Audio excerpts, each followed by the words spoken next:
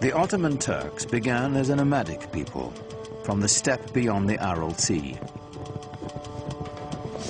For centuries, they had wandered present-day Turkey looking for new pasture lands.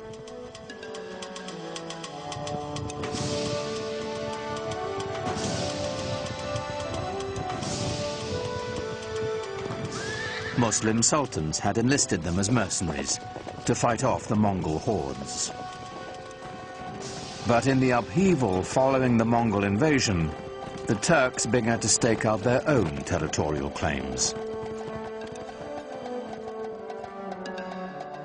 From their ranks emerged a warlord of legendary ambition. His name was Osman Bey. It's said that Osman had a miraculous dream of a magical tree whose many branches foretold his siring a powerful lineage. One wonders how much of it is truth, how much of it is legend. It makes a lovely story, and miracles are always more easy to digest than reality. I don't think he realized that he was setting up such a fantastic dynasty, a dynasty that was to rule the crucial link between three continents. The followers of Osman became known as Ottomans. They considered themselves warriors for the faith, or Ghazis, whose destiny was to bring Islam to the world. Ghazis were somewhat like freelancers who moved the empire forward either for ideology, theology, or for the sake of pure conquest. They were probably very brave, never thought about themselves or any harm that could come to the group by going into dangerous conditions. But it made the Ottoman Empire almost fearless, going into regions that nobody had been there before. For the early Ottomans, the direction of expansion would always be to the west, for good reason.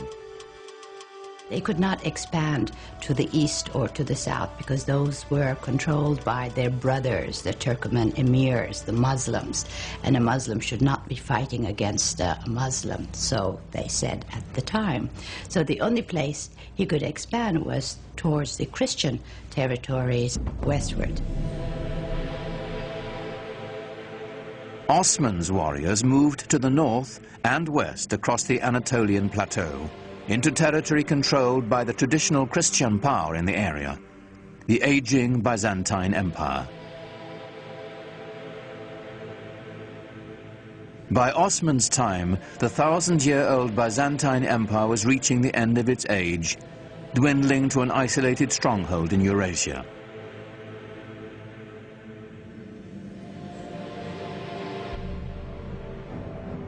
The Crusaders had already wreaked havoc across the region on their way to Jerusalem, sacking the capital city and helping to reduce the once proud Byzantine Empire to a few small warring states.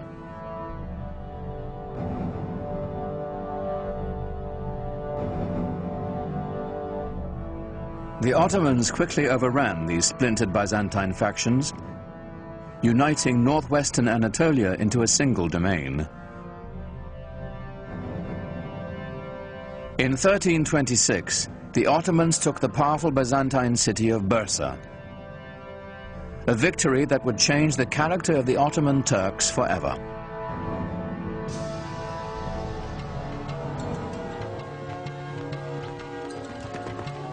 The most important part of Bursa was that it enabled Osman and his descendants to establish a seat of the government. The restless nomads of the steppe would settle down to build an empire. What we're witnessing is this huge demographic event. The movement of a whole civilization from a nomadic way of life to a settled way of life.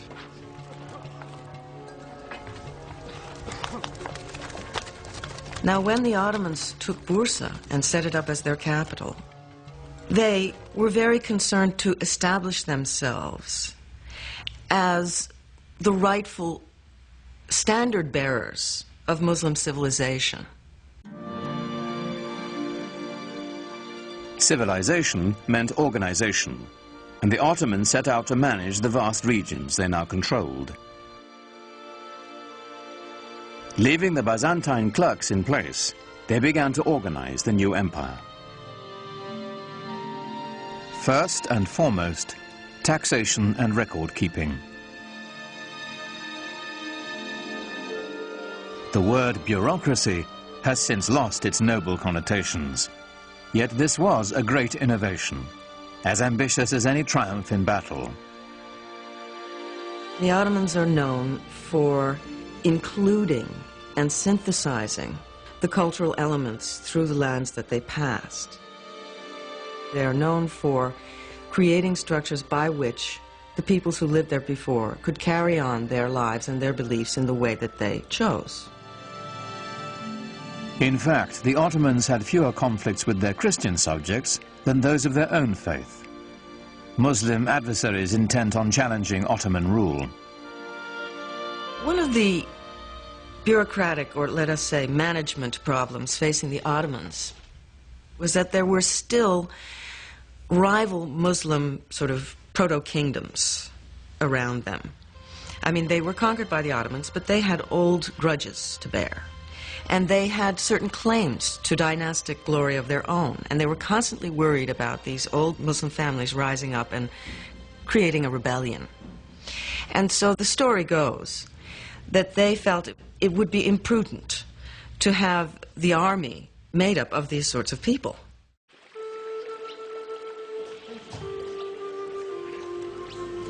And so they wanted to recruit children who were not connected with any rival Muslim family.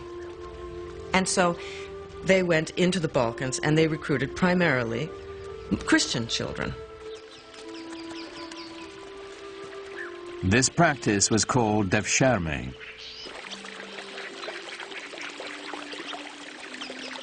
The young boys were technically slaves of the Sultan, but they weren't treated like slaves. First, they were brought into the Muslim faith, taught rituals of washing and prayer, and the Arabic and Ottoman languages. This served a political as well as a religious purpose. Through the devshirme system, the Ottomans could create a caste without any conflicting loyalties to tribe or family. The children had such great future that a lot of the times Turks or even Muslims pretended that their children were Christian-born and would register them with the devshirme officials. The system was so beautiful in that they only had one allegiance, to the Sultan. No family, no region, no other ties. These children were then given the best possible education available in the world, perhaps, at the time. And they were then able to move into the highest positions of power in the empire.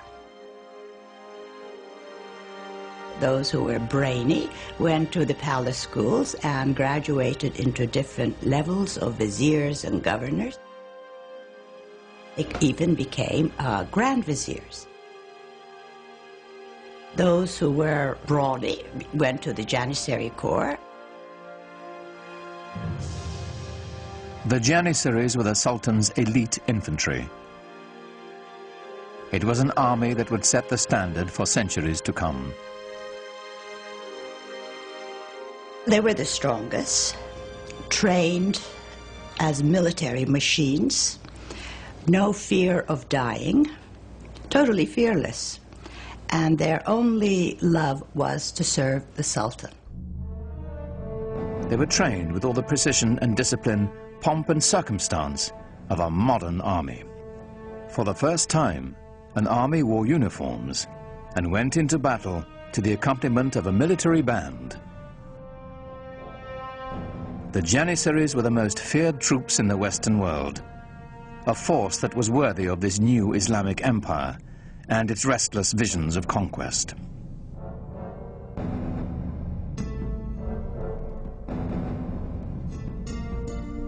By the middle of the 15th century, the Ottoman Empire spread from present-day Turkey known as Anatolia, deep into the Balkans, with one critical exception. It must have galled the Ottoman Sultan that with his domains now stretching all the way into Asia and far, far into Europe in the west, there remained right in the center of his domains the greatest prize of all, the capital city of Constantinople, the most powerful, the richest, the most magnetic city in the entire world, still in the hands of the dying but not yet dead Byzantine Empire. To the Ottomans, Constantinople's strategic and economic importance was considerable. Its symbolic significance was even greater. It was the city. There was no other city. If you were going to rule that area, obviously you would rule it from that city.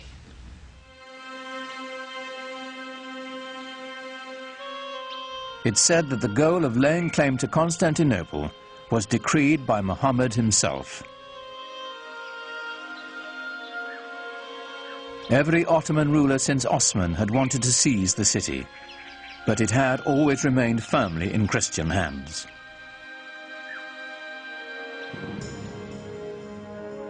Then a sultan came to power whose dreams of conquest would not be denied.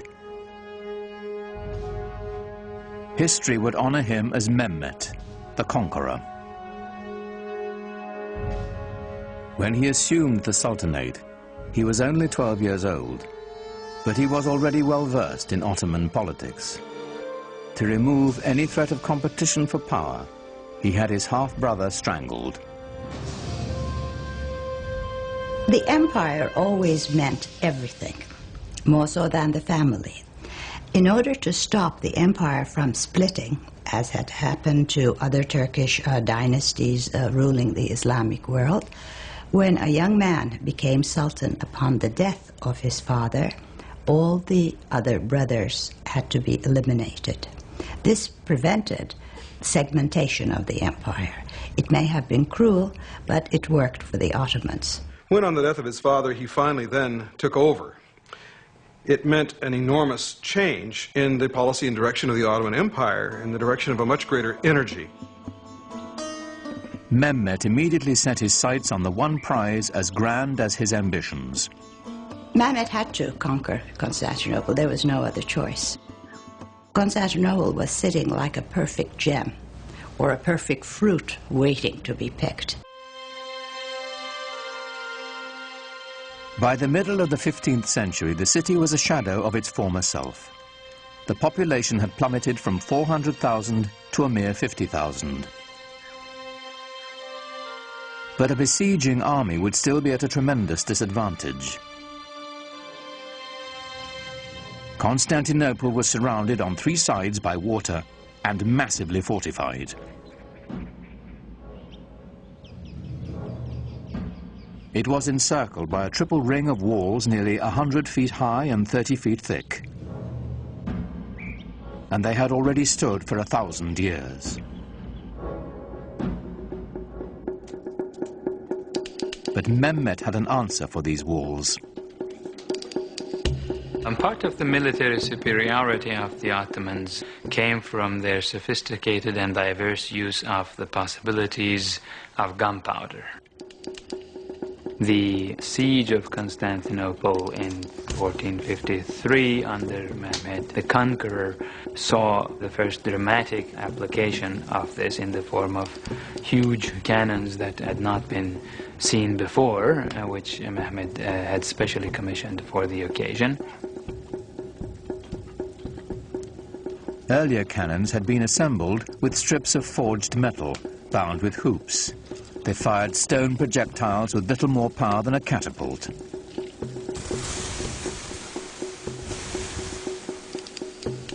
A new breed of cannons could be cast of solid bronze and packed with enough gunpowder to propel metal cannonballs with staggering force. But Mehmet was not staking his hopes on cannon alone. The mile-wide channel of the Bosphorus Strait was all that connected the city to the Black Sea. If he could cut it off, Constantinople would be at his mercy.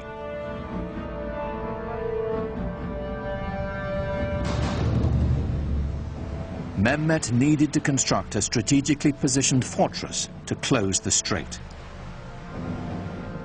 He built it right in the shadow of the great city walls.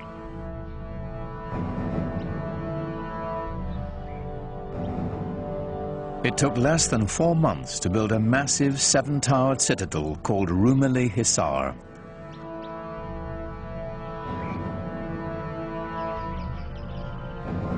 Mehmet himself is said to have carried stones during its construction.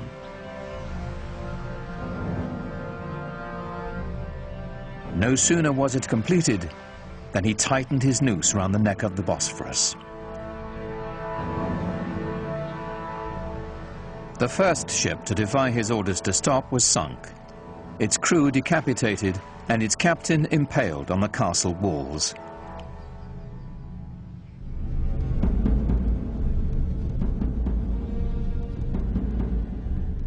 To stop Mehmet's ships from approaching, the Byzantines strung a massive chain across the strait. On April 22nd, 1453, the besieged city watched in horror as Mehmet's troops hoisted 70 of his ships ashore, sliding them over land on greased planks past the barrier chain.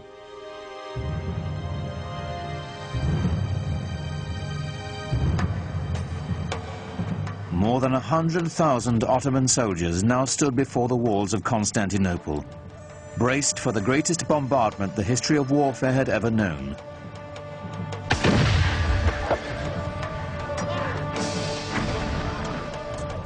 Under relentless fire, the city's 7,000 Christian defenders held out for nearly a month. In desperation, the Byzantines who occupied the city appealed to their fellow Christians across the continent for help. But of course, Europe in the 15th century was completely incapable of mounting any kind of a concerted opposition to the rising Turkish threat in the east.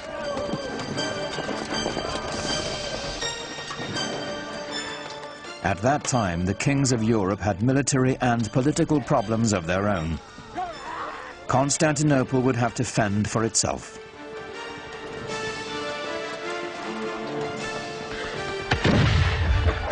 Shortly before dawn on May 29, 1453, the Turkish army breached the walls of the city.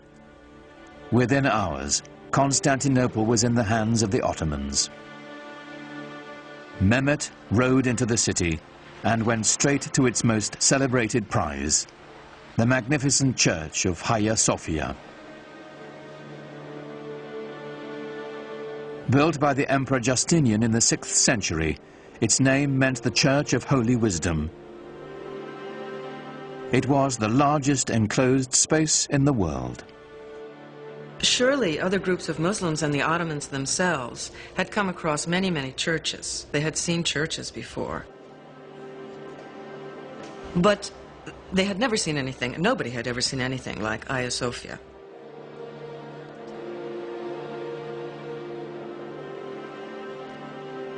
The Hagia Sophia, or Hagia Sophia as it's called in Turkish, was one of the marvels of architecture, marvels of the world. It had the largest and highest dome in history, and it was beautifully embellished with gold mosaics, and the space is incredible.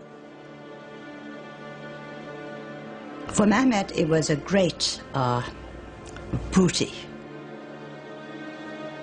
Inside the church, a Turkish voice rose, proclaiming in Arabic the first pillar of Islam. There is no God but God. Muhammad is his messenger.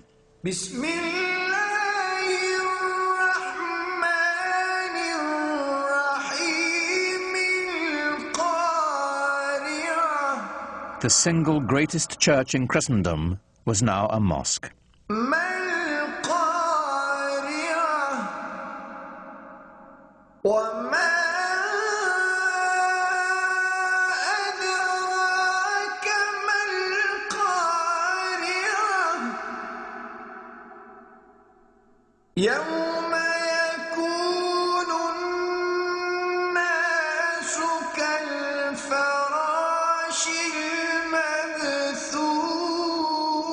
The Hagia Sophia became the inspiration for all Ottoman domed mosques to come. But none would ever match its size and scope, and it belonged to Mehmet the Conqueror.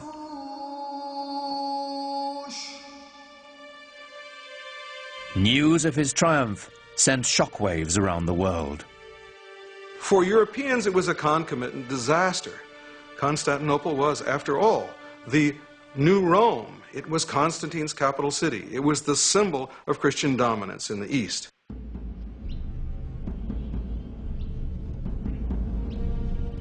The Ottoman rulers had long stacked up titles for themselves. Khan, which is Turkish for emperor. Shahi Shah, Persian for king of kings. And Sultan, the Arabic word for ruler. But now, with all the former Byzantine Empire under their command, Mehmet and his successors claimed yet another title, Holy Roman Emperor. The Ottomans had reached the gates of the West and were poised to push on towards what they now claimed as their ultimate destiny, the conquest of Europe. That quest would fall to the most legendary sultan of all. He was born at the beginning of the 10th century by the Muslim calendar, and he was the 10th sultan descended from Osman. He was a child of destiny, whose greatness was expected. In the parlance of the day, he was the Sahib Quran, the universal ruler, the master of an auspicious conjunction, whose coming has been foretold, whose identity is confirmed astrologically. His name was Suleiman, after Solomon, the wise king of the Old Testament. The Ottoman Empire would reach its apex under Suleiman's reign. Suleiman was extremely well educated. He was trained to the Sultanate from the day he was born. As a young prince, he formed a relationship that would have a tremendous impact on his life and on the empire as well. And when he was still a crown prince, he also developed a great friendship with a convert, a Greek convert who took the name Ibrahim. The two were very close in age and apparently very close in other ways, personally, intellectually, educated together to a certain extent. And as was common practice, when Suleiman acceded to the throne on the death of his father, he took his faithful Ibrahim with him to Istanbul.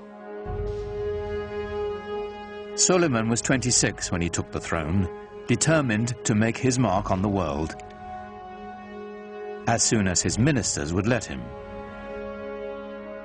In his early years, Suleiman had to contend, for example, with grand viziers and generals who simply refused to obey him, feeling apparently that here was a 26-year-old kid who had never seen very much in the way of action and hadn't done very much to show that people ought to, in fact, obey him.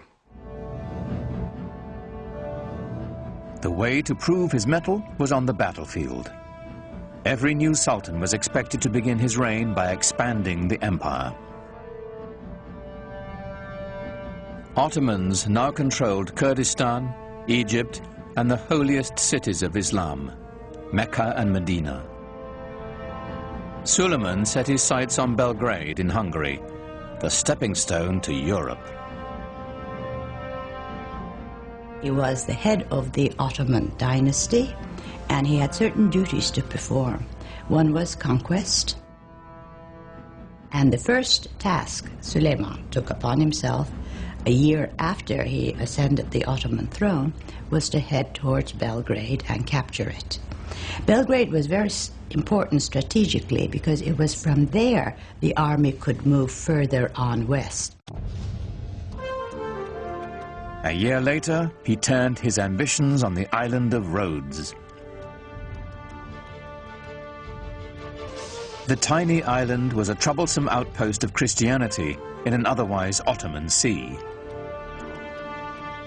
It was also a haven for pirates, preying on Muslim trade ships.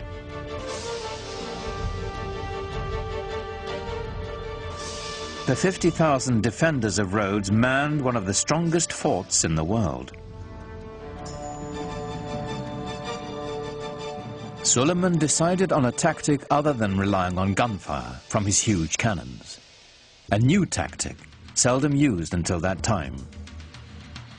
The Ottomans are the first major force to actually develop new ways of harnessing gunpowder to the cause of military expansion in creative ways.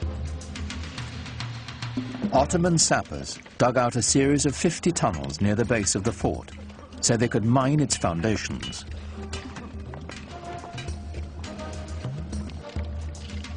Performing this dangerous work were expendable Christian conscripts from the Balkans.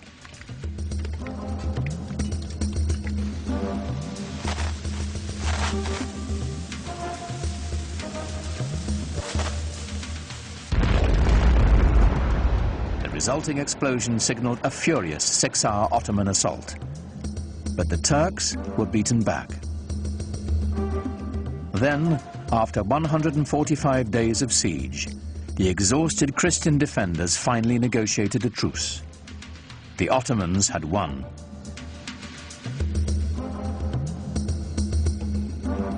Victory did more than deliver Rhodes to the empire. Suleiman was now a sultan to be taken seriously. His march of conquest had begun.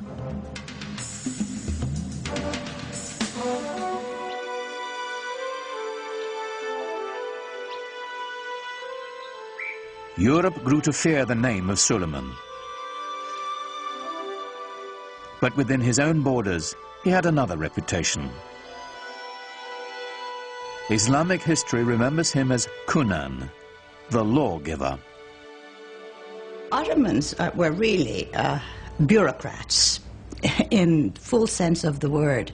They kept every single record, and in order to control the different peoples who participated in the world of the Ottomans, they had to have very carefully sorted out legal systems.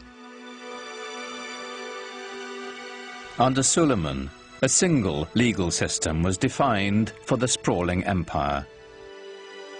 His laws would later become the basis of constitutions for several other nations. Well, Suleiman was the supreme monarch of the area. He was the center of the world.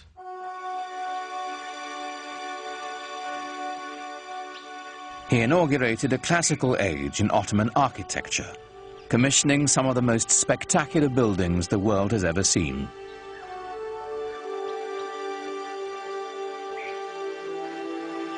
Suleiman was in a unique position of wealth and of consolidation, and he focused his attention on developing monumental architecture to commemorate his great dynasty and himself.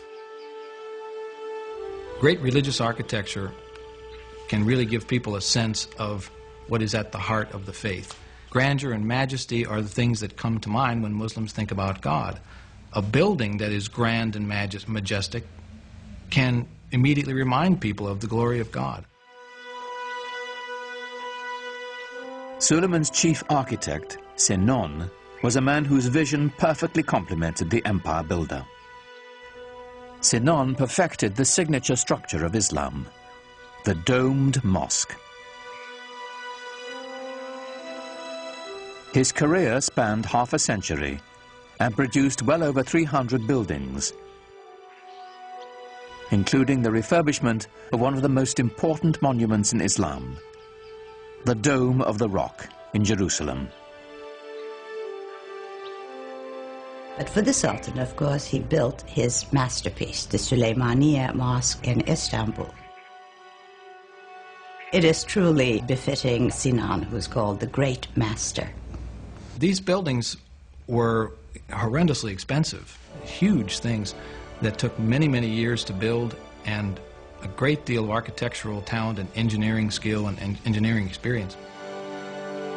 When they built a mosque like the Süleymaniye, they were doing it to say, yeah, I've got the power, I've got the money, I am the Sultan, I'm the King of Kings. But at the same time, there was also tremendous spiritual value in these things. The symbolism is not only that of empire, but of faith. In the spirit of Muhammad's teaching, the Great Mosque was a center of social services, complete with a hospital, school, and library. At its inauguration, it's said Suleiman gazed at it with awe and exclaimed, "O Solomon, I have surpassed thee."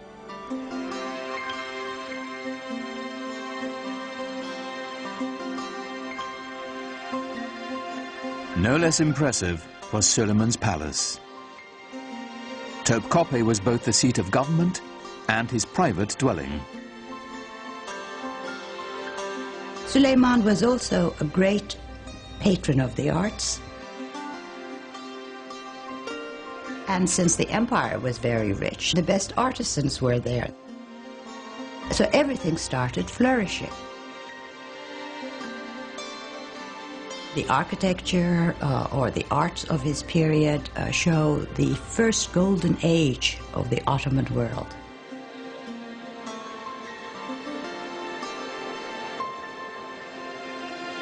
Everything that came out of his palace is exquisite. Suleiman himself was a goldsmith. Ottomans believed that every sultan had to have a tangible trade. Being a sultan was not considered a practical or a tangible trade. And he was a very demanding patron, insisted on checking the work, even commissioned few things. And I think each artisan group or each corps working for the palace tried to outdo one another to please the sultan, because to please him had wonderful rewards.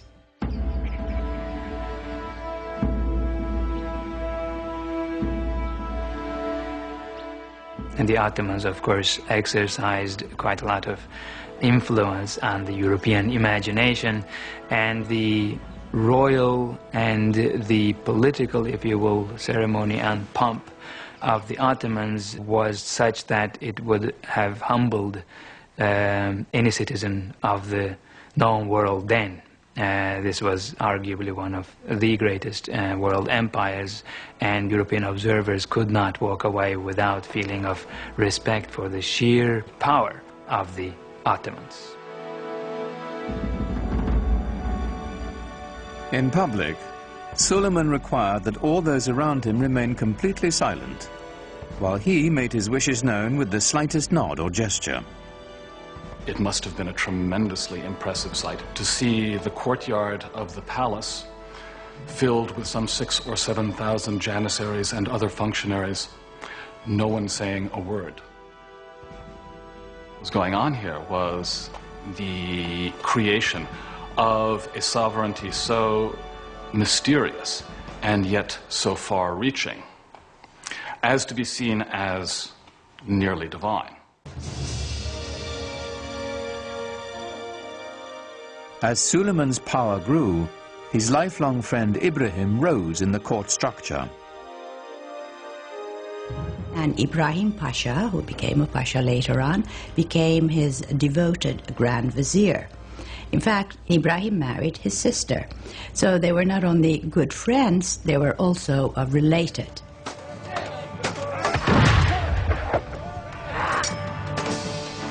Ibrahim campaigned with his own army, growing in influence and ambition, till his power was second only to Suleiman's.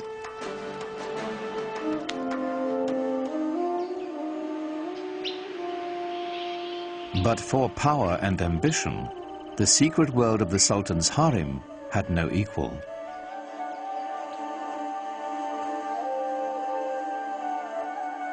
Contrary to the Western stereotype, it was not the Sultan's playpen, but lay at the center of dynastic power. The harem was the private quarters of the Sultan. We tend to think of the harem as where the women live, but what it means is the place where you're not on display. Home is what it means. Islam allowed the Sultan 4 wives and many concubines. It was a system designed to produce heirs, is what it was. when you look into the actual details of how these things were carried out, it was hardly anything terribly erotic. I mean, the Sultan did not have much choice in his selection of female companions. The Sultan was not in a position to look around and say, I want her, you know, because his mother would have a lot to say about it.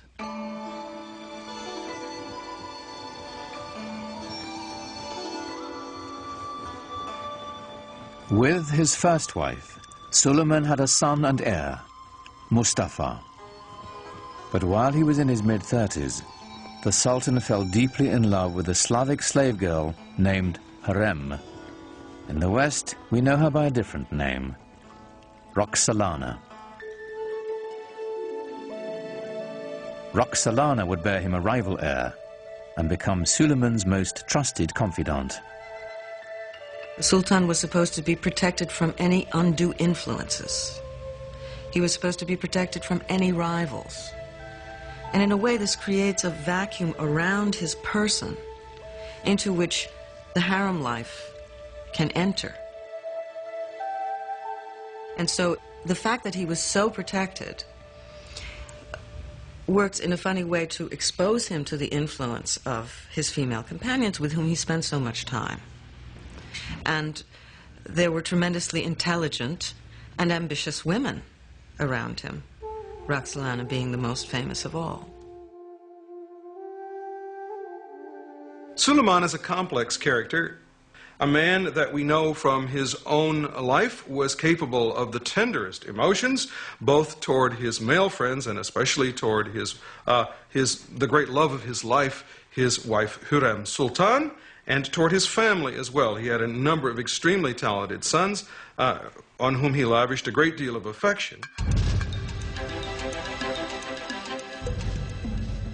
Suleiman groomed his firstborn son Mustafa for power. In the Ottoman tradition, the young prince entered the military and quickly won recognition as a talented general. Mustafa was clearly the heir apparent. For Suleiman, the future of his empire seemed limitless. I am God's slave and sultan of this world, Suleiman would carve on a conquered fortress. I am Suleiman, in whose name the Friday sermon is read in Mecca and Medina. In Baghdad, I am the Shah. In the Byzantine realms, I am the Caesar. And in Egypt, the Sultan. He, of course, at the height of his powers, clearly saw himself as dwarfing all his rivals, perhaps rightly so. One of Suleiman's greatest rivals was to the east, the empire of the Persian Safavids. This was a Muslim enemy whose rival creed made them fierce antagonists of the Ottomans for centuries. The Safavids were also Turkic in their ethnic origins, and indeed spoke Turkish as a language of daily life. But they were moving into the Muslim world, unlike the Ottomans who were moving into the West. So for the Ottoman Empire, they formed sort of the boundaries, the easternmost boundaries of the Ottoman realm.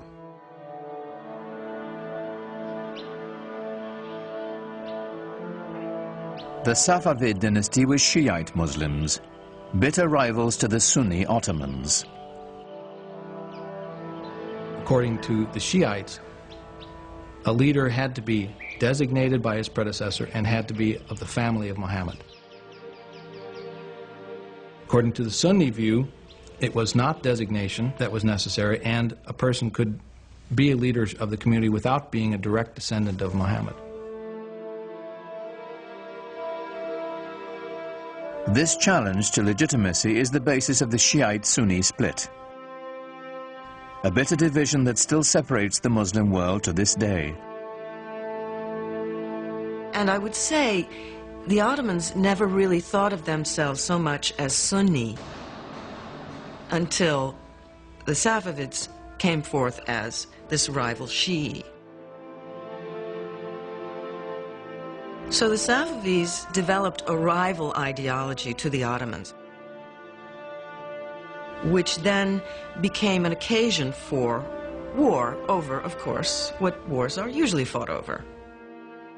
Wars are fought over land, over wealth, over territory, over prestige. And the Safavids waged a war of ideology in eastern Anatolia, which was always, for the Ottomans, the most worrisome part.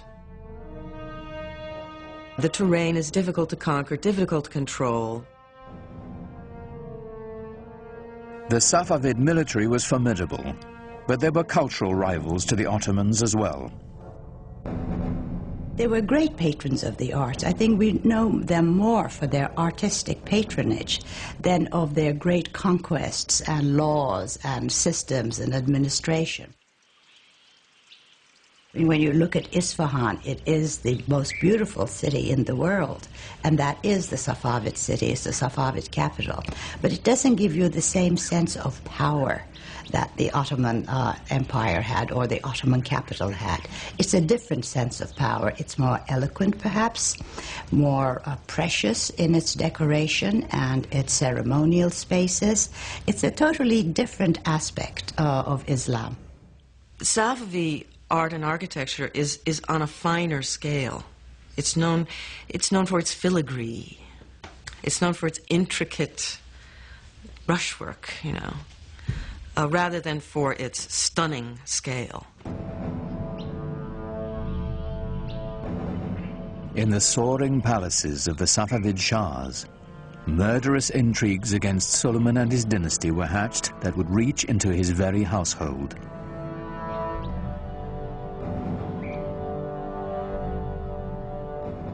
But Suleiman's eyes were on the west, where a fragmented and vulnerable Europe awaited his conquest.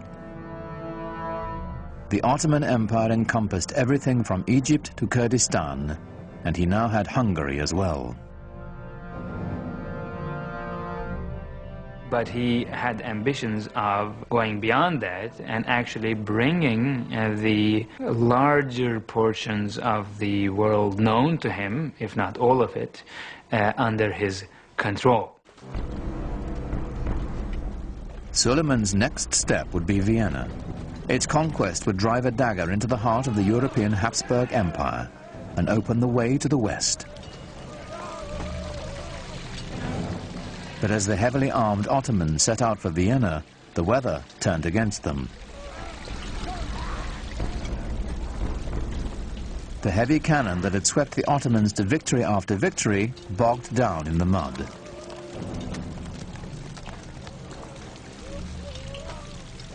Suleiman had to move on without them.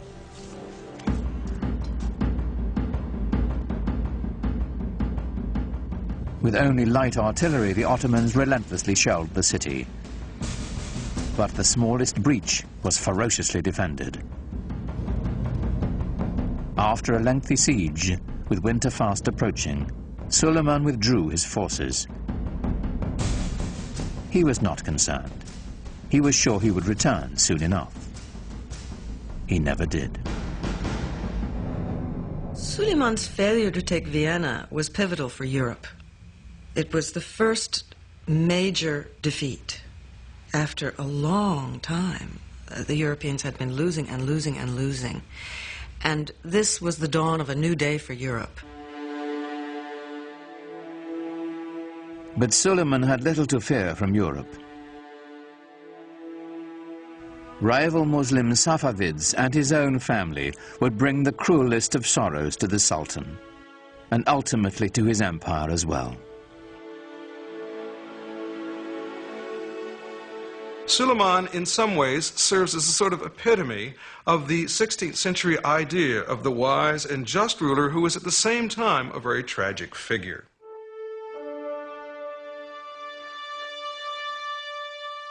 In the power-laden world of the Sultan's household, the intrigues never ceased. The Topkapi Palace, as it was originally conceived, had no quarters for the ladies. The women lived in what was called the Old Palace, But Hiram always complained about her husband, as most wives would, spending too many days and months campaigning outside the capital. She kept saying she feels very lonely and the children miss him. Well, surprisingly, there was a fire in the old palace, fire in Hiram's quarters. So she had to be moved to the Topkapi Palace temporarily while her old quarters were being renovated. Well, she moved in and never moved out.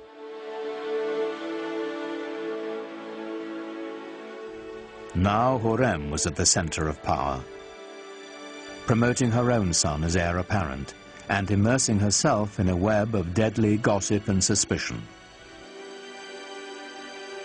She was incredibly devoted to her husband, and any threat to Suleiman was a threat to her, and she had to get rid of it. The first threat came from Ibrahim Pasha, who assumed titles that were only given to sultans. So Hiram knew something was going to happen eventually, and to protect the empire and the dynasty, Ibrahim Pasha had to go. On March 15th, 1536, Suleiman and Ibrahim Pasha dined together, as was their custom. In the morning, Ibrahim's body was found strangled.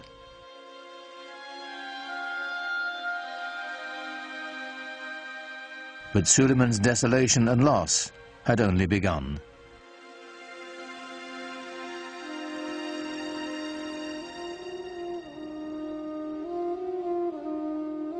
A few years after Ibrahim's death, Hurrem claimed to have uncovered a plot to overthrow Suleiman, devised with Safavid help by his beloved firstborn son and heir, Mustafa.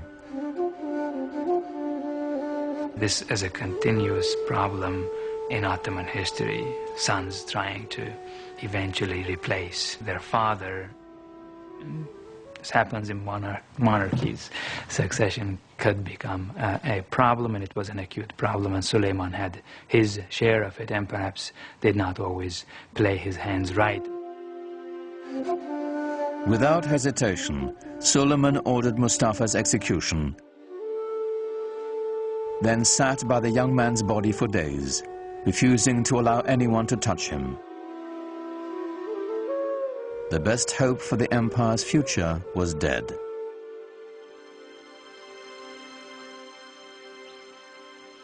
When Hurrem herself died the following year, Suleiman fell deeper into despair, finding solace in his poetry. Most of the poetry, I think, was written after he lost his wife, since he talks about the loneliness of being in office, that he has nobody left anymore, and he's dying to join her.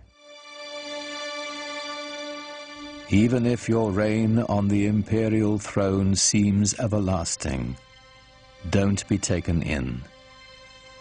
One day a hostile wind will blow and bring to your land of beauty heaven's misfortune and deepest suffering.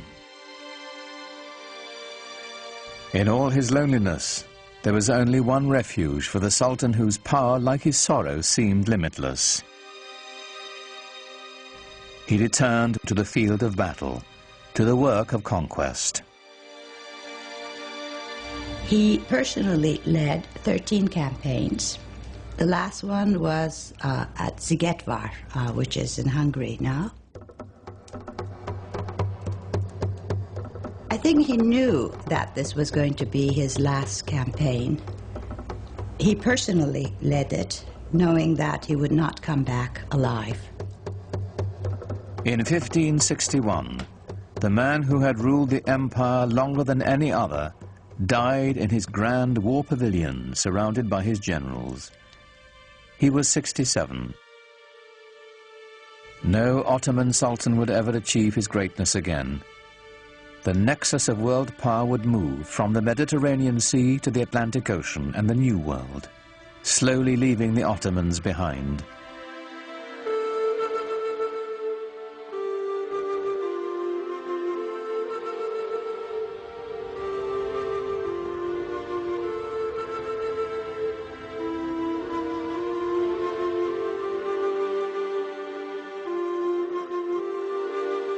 In Istanbul today, the Sufi dervishes still turn with the same prayerful pirouettes they danced in Suleiman's day. It is a meditation in motion, whose mystic origins go back even further, to the time of the Prophet Muhammad. You have become the best community ever raised up in mankind, the Quran assures all believers. Enjoining the right and forbidding the wrong, and having faith in God. Islamic and Western civilization have the same roots. They're dawning in the Fertile Crescent, the monotheism of the Jews and Christians, the classical intellectual culture of the ancient Greeks. The two traditions are kindred spirits, alike, yet very different. Islam's legacy is intertwined with the West's, and to the billions of Muslims who make it the second largest religion in the world, it is a living legacy. An elemental part of the great human venture that is world civilization.